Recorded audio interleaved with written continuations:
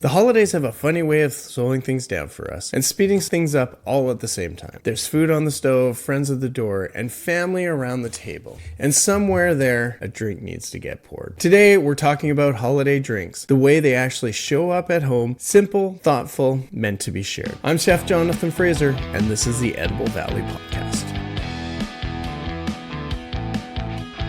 Welcome to the Edible Valley Podcast.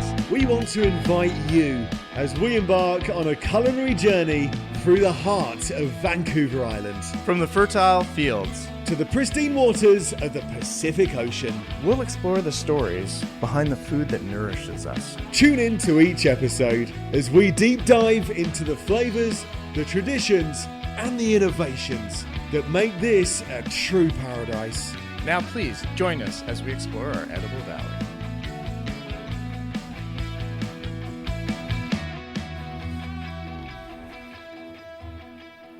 Hi everyone, welcome back to the Edible Valley Podcast. If this is your first time listening, this podcast is all about food, community, and the people and places that make eating, drinking on Vancouver Island so special. Today's episode is a solo one. It's a cozy one.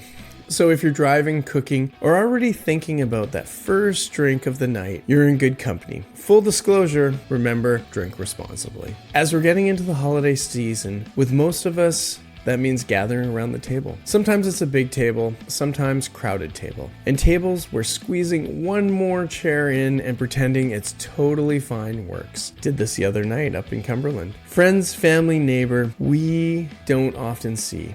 And occasionally peoples we see way too often this time of year. And today I want to talk about drinks. Not those flashy cocktail drinks with the smoke and mirrors, but the way drinks actually show up at our homes during the holidays. A glass poured while someone's cooking, a drink handed to a friend the second they walk through the door, something warm in your hand after a cold walk, or a long day, or a day up on the hill where you're trying out your new gear for the first time. This episode isn't about showing off. It's all about hospitality and comfort. And it's about choosing the right drink that sits nicely at the table with the food and the people we love. All right, I'm a chef and I've been one for a very long time. One thing I'm learning is that the holidays are supposed to be about slowing down and, appreciating what we have. Now, do they always? No, but that's the idea. This isn't about summer patio season. It's not about crushed ice or drinks you need sunglasses to look at. Holidays are about warmth, familiar flavors, maybe a little nostalgia, and honestly, not having to think too hard once your guests arrive.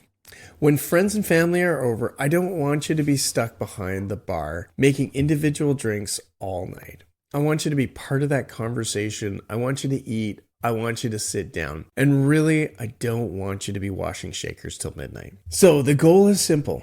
Choose drinks that support the moment, not steal the spotlight. So let's get into holiday cocktail mindset. The biggest shift with winter and holiday drinks comes down to intention. Holiday drinks tend to be, let's say, slightly richer, slightly spicier, and often, usually a lot more relaxed than people expect. Certain flavors just belong at this time of year.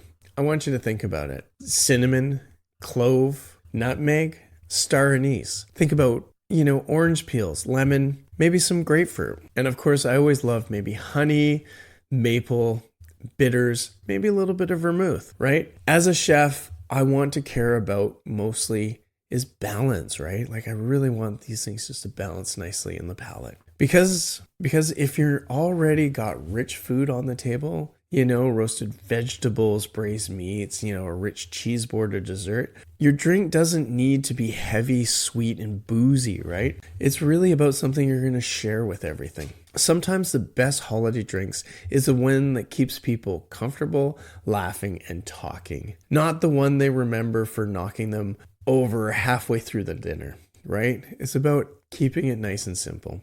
Because two holiday tables are never the same, let's think about some different styles, and I like to think about some simple recipes that keep us going.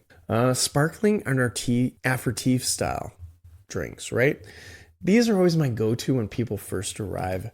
I always like to share a little bit of sparkling wine with maybe a splash of cranberry or citrus, a simple vermouth, or maybe gin and soda, keeping it very light and refreshing. They work because they wake up the palate, they don't fill you up, and they pair beautifully with snacks. So if we're talking a cheese board, maybe some smoked salmon, nuts, olives, charcuterie, just a nice way.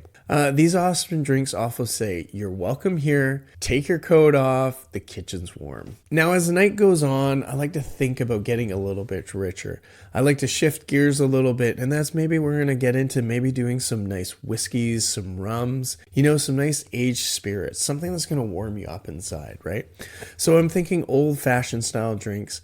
Nothing too sweet. They pair really beautifully with some maybe braised meats or some mushrooms. From a chef's point of view, if there's fat and umami really comes into play, it will really brighten up here. So bitterness cuts through richness, oak and spice echo what's happening on the plate. It's not about intensity, it's about harmony when you're thinking about putting these dishes all together. The other one I want to think about is a third one, and this part matters more and more every year, right? We want to have some lighter and maybe some non-alcoholic options. Not everyone wants to drink a strong drink. Some people have to drive. We need to be responsible, right? Some people like to pace themselves because they know they get out of hand a little bit, right?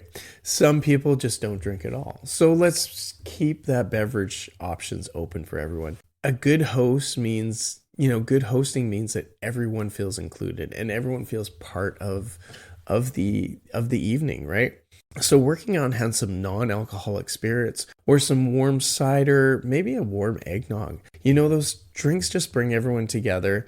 When these options feel intentional, nobody feels that they're missing out, right? So there's an option to add in some alcohol or just go non-alcoholic, right? There's nothing wrong with that. When we're talking about having cocktails in this time of year, I think it's really being inclusive and getting everyone around the table. All right, so I want to give you a couple tips for hosting as a chef here. So I'm going to throw the full chef's hat on right now. If you're hosting friends and family, my biggest advice is always decide your drinks before people arrive. I just want to really emphasize this, right? Think about what you're going to have prepared ahead of time.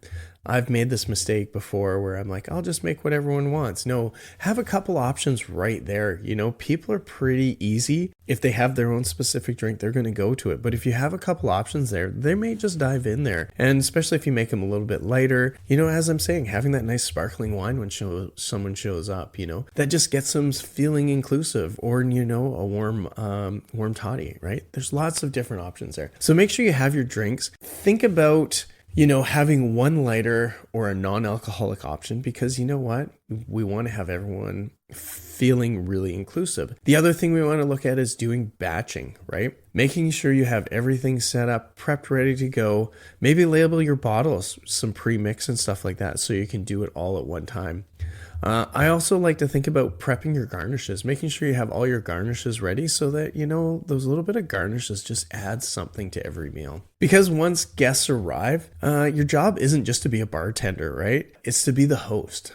So thinking about having, citrus peels and herbs doubling as decorations sitting there ready to go. Warm drinks means there's less refills, so having a nice cider or a nice hot toddy makes it a lot easier for people just to get around. It's going to strike up conversations right there. Keeping simple flavors and keeping it food focused, right? Having stuff that pairs really well with the food. And remember that nobody remembers the perfect drink. No one's going to leave your house and go, oh my God, that cocktail they made was absolutely incredible. What they're going to remember is how they felt like in your home, how they felt included, how they had such a good time talking with everyone, and they're going to remember all those fun times. And that's what you want to send people home with. You don't want them talking about that one drink. You want to feel like they feel included, right? All right, let's get through some quick ones. What's my favorite holiday spirit? I'm going to say that bourbon's one of my favorites, and I don't know why. I always spin to rum as well, too. You know what? And, it's all in, moderation, of course, here. Now, of course, bourbon's one of those ones that, being Canadian, we're kind of getting away from. So, looking to some of our local distilleries and seeing what they're coming up with is always a big one. And especially this time, I have something in my heart for Krupnik from Wayward Distillery. not to downplay any of the other distilleries. It just has a real connection for me from my ice cream days. Best drink to bring to a potluck. Well, I always think potluck, you know what, maybe going something with a little bit lighter, maybe a vermouth, maybe a cider, sparkling wine always work really well for there. One ingredient I always like to have on hand when doing cocktails. I love to have bitters available. It's really nice to throw into a cocktail. It fixes a lot of problems. If it's just not right, sometimes it'll balance it out and just amplify some of those other flavors. And of course, sweet or savory holiday drinks. What's your go-to? Savory first, sweet later. It's always a good mix. Start with something savory, finish off with something sweet at the end. It'll always end up with a beautiful day. Well, okay, so we're coming to the end here. I want to thank you for joining in with me today. It's been very nice talking to you. And at the end of the day, I want you to remember that holiday drinks aren't about trends. They're about slowing it down, sharing your space. You know, I always like to say, let's support our local producers out there and enjoy the people around your table. Whether a simple glass of wine, a warm hot toddy, or something non-alcoholic, the best drinks are the ones that bring people together. Thanks for spending a bit of your holiday season with me. If you're enjoying this episode, don't forget to subscribe to the Edible Valley podcast. Let's get out there. Let's help support our local farmers, producers, and distilleries. I'm Chef Jonathan Frazier. Thanks for listening, and we'll be seeing you around the table at the Edible Valley podcast.